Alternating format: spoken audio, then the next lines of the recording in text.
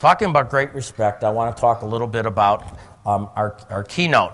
And this is something new. We didn't do this last year, and this is something that I made the decision. And it came to me when I wrote the book.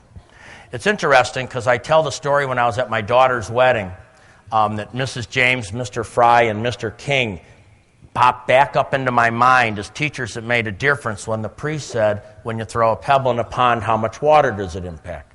Till that time, if you heard my speak, any of my talks or video, I never mentioned those three teachers because they were not top of mind awareness. But for some reason, that day, everything aligned and they just went boom, boom, boom, teachers that made a difference in my life. And as I was writing the book, Clay Sherman came to mind because Clay Sherman was my fire starter. Clay Sherman is the one that got my flame lit, that I think got me back into healthcare for many reasons. Now, if it wasn't for Clay, I don't think I would have ever walked up on that nursing unit to eventually get the nice note from the person that said that the nurse held his father's hand, which again, if you've read my book or heard my story, brought me back to purpose, worthwhile work, and making a difference. But in order to even get up on that unit, I needed a little bit of a flame.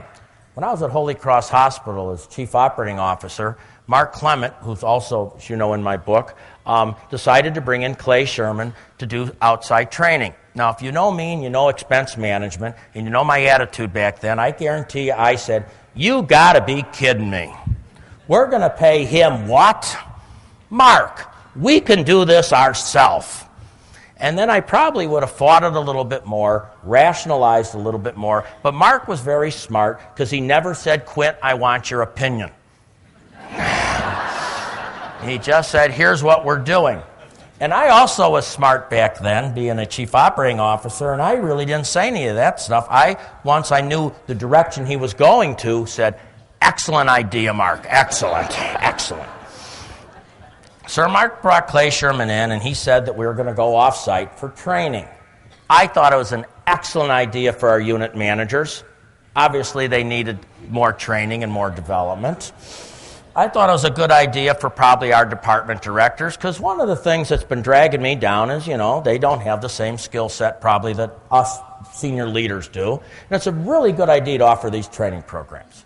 Well, then Clay said, oh, by the way, it's mandatory that you guys are there.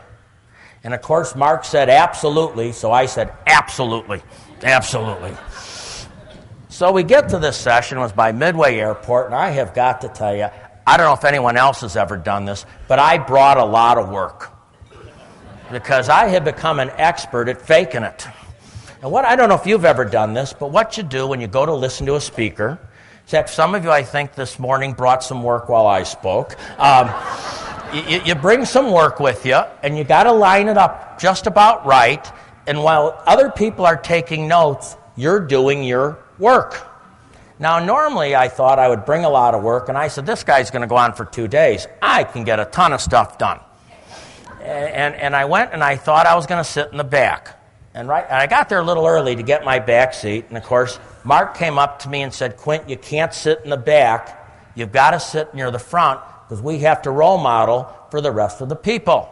So I'm thinking, well, how am I going to get my work done up front? Because, people will see me. And so I got up front, and I sort of had my papers positioned very, very strategically, and Clay started speaking. And when Clay started speaking, I went through 3 phases. The first phase I didn't even know I was in, and I found out that in any time we develop, it's the phase we start in. One of the reasons I thought I was a good leader is I was unconsciously incompetent. I don't know if anybody here ever been on a job and be unconsciously incompetent? Isn't it a beautiful place to be? No, it really is. It's just a great place to be because you think you're doing a good job. You don't really know what's going on. You're just sort of happy. Now, you're normally in healthcare, we're always kicked out of unconsciously incompetent by something like you're not making budget, you have too much turnover. So eventually we go, oh. Now, the next phase after unconsciously incompetent is even more painful because being unconsciously incompetent is not painful because you don't know. In fact, you're wondering why everybody's so upset. In fact, I sometimes, if we ever have anybody that reports to us who's a low performer, sometimes we worry more about their job than they do. And when we're unconsciously incompetent, other people are more concerned about us than we are because we're just happy. And then all of a sudden, Clay started speaking, and I'm thinking, you know, I hope the rest of the people are hearing this stuff. You know, I think when they talked about reward and recognition, I said, I hope Mark heard that because I could certainly use a little bit of this action around here. And then I quickly went from unconsciously incompetent to the next phase, which is consciously incompetent. Has anyone ever been consciously incompetent? It's all of a sudden when you learn, oh my gosh, I owe people a lot of apologies.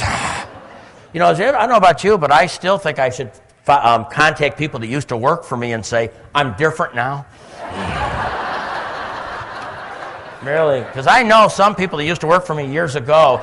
Here, Quince Duda wrote a book and said, I cannot believe this.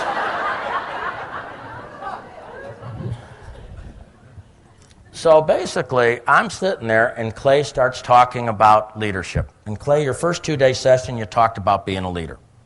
Your second 2-day session, you talked about managing human resources. Your third 2-day session, you talked about service. Your fourth 2-day session, you talked about quality, and then you had some finance. And that was the 8-day session that I went through with Clay Sherman. I still remember it today. Throughout those 2 days, what hit me was that I was not as good a leader as I thought I could be or wanted to be. In fact, I was sort of hurt because I was sitting there at 41 years old thinking I was going this way, and I realized that I really didn't have the skill set I needed to be a leader. I was fortunate. Number one, I had a CEO who said we were going to go to 8 days of training per year, mandatory. Number two, he had gotten us a teacher to walk us through this path. Because whenever we're consciously incompetent, the person who becomes the most important to us is our preceptor, our mentor, our teacher, our supervisor, who takes us from feeling consciously incompetent to consciously competent. See, what you have in life are coaches. Sometimes it's for 10 minutes, sometimes for 10 hours, sometimes for 10 years, and sometimes it's for a lifetime. Clay Sherman was my fire starter because I think he's the one that lit my flame, that gave me a tremendous feeding frenzy to learn more. It was almost like a switch went on, and I went from being in a dark room to a light room that I couldn't get enough of. And Clay, for that, I'm eternally grateful for you for doing that. Clay Sherman went to 3 schools, picked up 3 degrees, and tried not to stay too long in case he learned anything. He keeps writing books, 7 at the current count, and hopefully he hopes to get 1 right by the 11th try. He used to shoot frogs with the BB gun as a child. Now he spends most of his time needling CEOs. He thinks the most important management book he ever written was The Little Engine That Could. And Clay, I still remember when I was at Holy Cross when you kept telling us we were that little engine that could. And I appreciate that. I do think that's exactly what we are in this room, the little engine that could. He's proudest of a nurse graduates that received his scholarship established in his mother's memory. He believes his wife could walk on water if she wasn't so busy raising the dead. And that. I'm very glad, and I understand how Clay feels. He's very glad his kids got old enough that they actually had to leave home. Clay, we actually moved ourselves one time.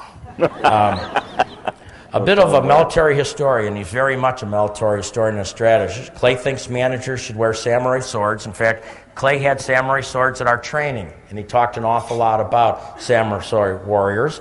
He believes executive office chairs should be mounted on catapults to rapidly remove those who make comments like, let's set up a committee. Mine would be, we're working on it. Yeah, same. He believes as absolute truth there's nothing wrong with any organization that leader can't fix, and I would agree wholeheartedly as long as leaders have guides and as long as leaders are willing to be students. Happiest about client organizations proving that some of his ideas were pretty good, they wound up being industry leaders. And I would say, Clay, one of the things that I find, and I've always heard, is when the student is ready, the teacher appears. In 1993, not through any of my own, but I think through the grace of God, I became ready and I became a student. And I'm very blessed that Clay Sherman there showed up as my teacher. Clay? Right.